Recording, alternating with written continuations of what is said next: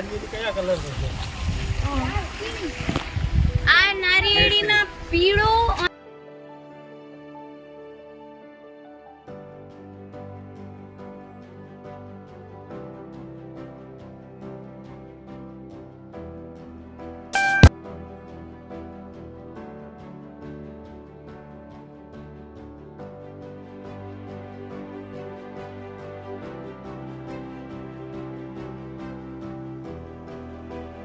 ચાલો હવે રોકડિયા પાકની મુલાકાત લઈએ. તેમાં મગફળી.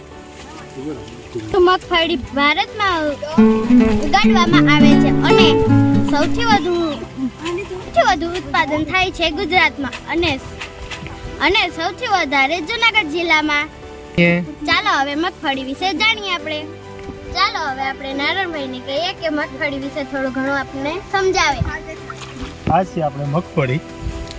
આ છે આપણે ચોમાસું પિયતની મગફળી અને આપણે વરસાદ થયા પછી વાવણીની સોફેલી મગફળી છે. આજે આ 4 મહિનાનો પાક આવે છે અને આપણે આ ઉત્પાદન મગફળીમાં આવું છે. આ 1 વીઘે 1.5 થી 2 ખાંડીનો ટાર્ગેટ છે આપણે. આ મગફળીમાં કઈ જમીન અનુકૂળ આવે છે? આ મગફળીમાં રેતાળ જમીનમાં વધારે અનુકૂળ આવે છે અને લાલ માટી હોય એમાં પણ સારું ઉત્પાદન આપે છે. કોઈ કાંકરાવાળી કે પથ્થરવાળી જમીનમાં મગફળી એટલી નથી થતી. હવે તમે કઈ રીતે આગળ મોકલો છો?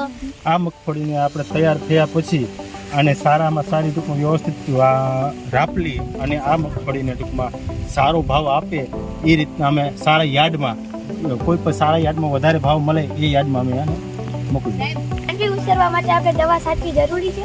આજના સમયમાં માંડવીમાં દવા છાંટવી જરૂરી છે કે જ્યારે બધા ખેડૂત ટૂંકમાં બધા રાસાયણિક પેસ્ટિસાઇડ દવા છાંટતા હોય અને આપણે એક નથી છાંટતા તો એવી કુદરતી આફત છે કે ઈયળ છે, કોઈ વાયરસ છે એ આવી જાય તો આજે આ ઓર્ગેનિકથી નથી હેન્ડલ થતા એટલે આપણે જંતુનાશક દવા છાંટવી જરૂરી છે.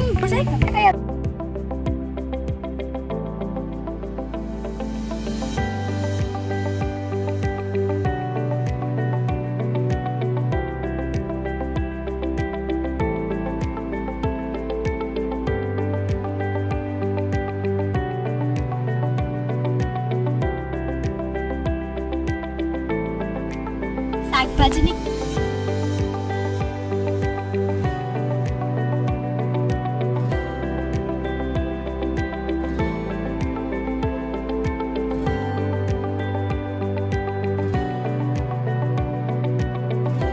બધાય માંડવી ઉપર તૂટી પડ્યા છે.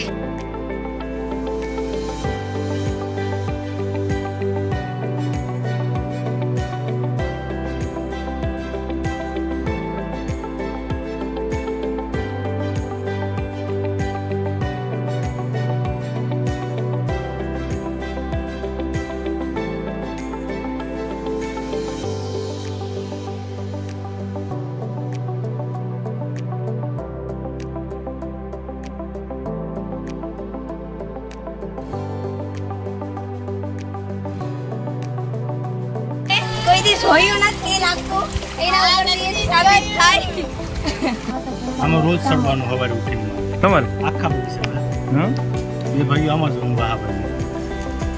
સીડીનો ઉપયોગ કરો એમને? સીડીનો ઉપયોગ કરીએ. સીડીમાં ઉપયોગ એટલે માટે કે તાલા નહીં પડી. જો અહીંયા ઘણા બધા નારિયેળ છે છોડી દઈએ છીએ પણ નથી અને કેટલા મોટા છે જો. આ નારિયેળને ક્યાં મોકલવામાં આવે?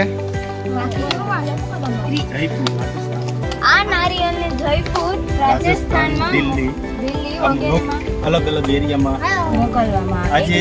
આજે એક નારિયેળના 40 રૂપિયા ભાવ છે.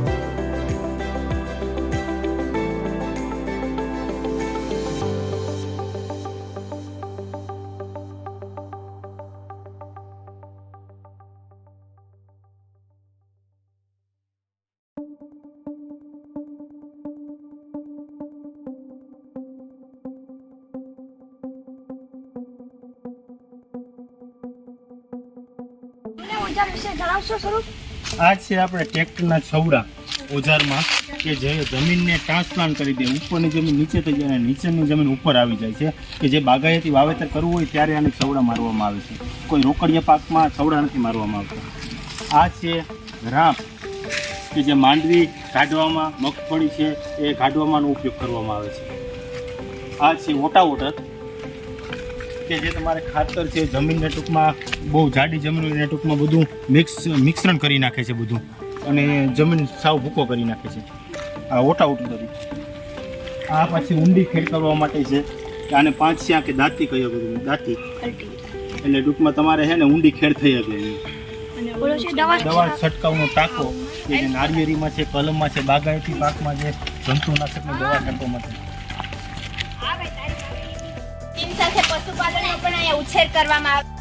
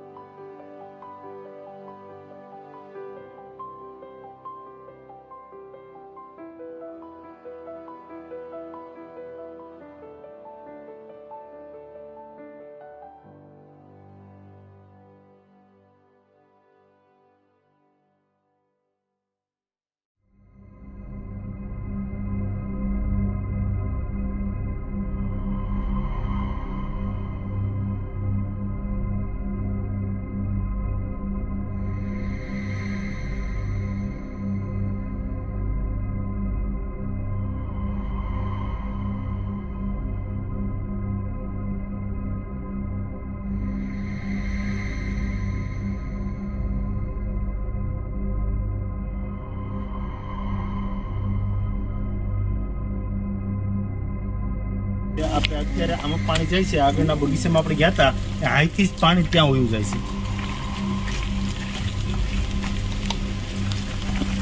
છે. જો આ શેક સિંચાઈની પદ્ધતિ ડ્રીપ પદ્ધતિ છે, એનાથી ઘણું બધું પાણી બચાવ કરી શકે છે.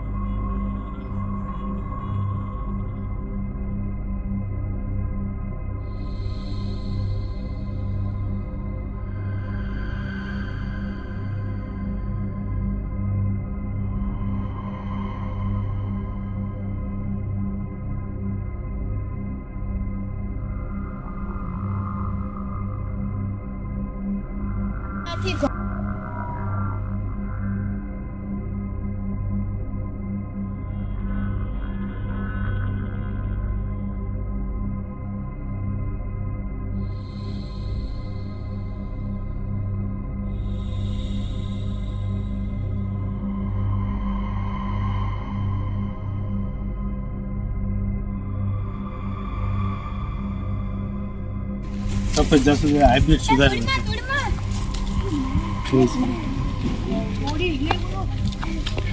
ફરતી જે ઝાડ છે બધા 15,000 લઈ આવી સોફાઈ નું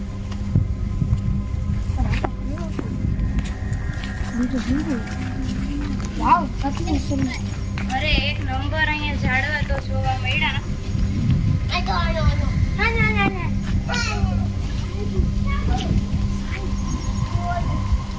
જો આટલા કડા ઝાડવાના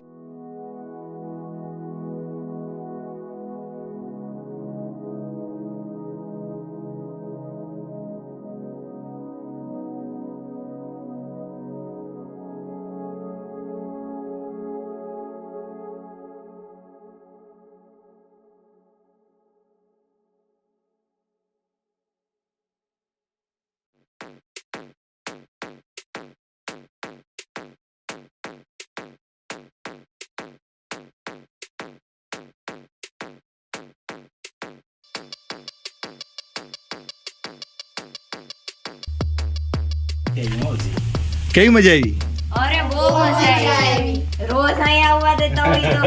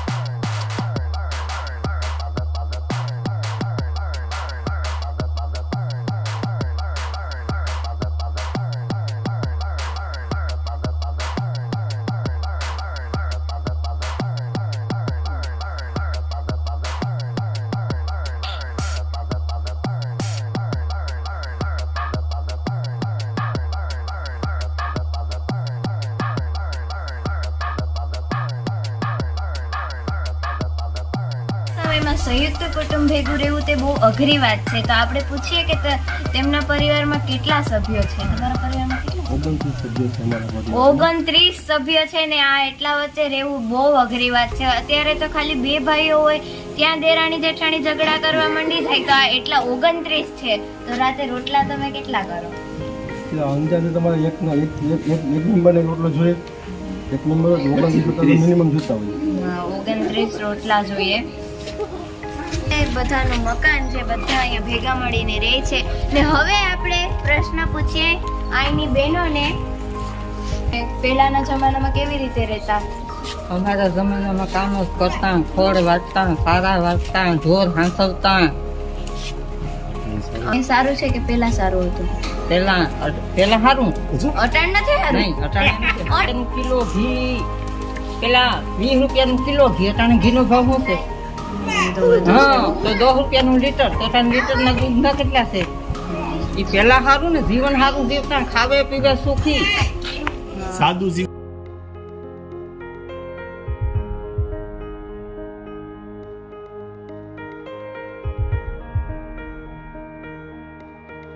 પહેલાના જમાનામાં જે સ્ત્રીઓ હતી તે સાસુને કેવી રીતે સન્માન આપતી અને અત્યારે કેવી રીતે વહુને આપે છે? દબાઈને રહેવું પડે.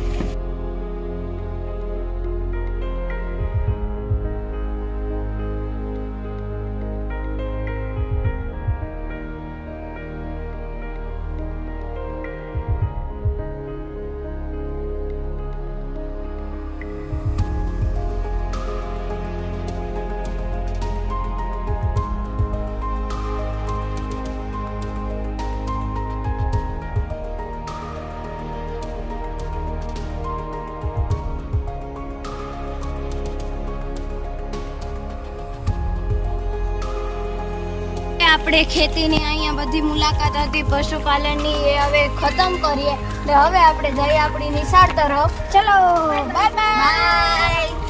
અને હા, લાઈક શેર અને સબસ્ક્રાઇબ કરવાનું ભૂલતા નહીં. India is best લોકડિયા.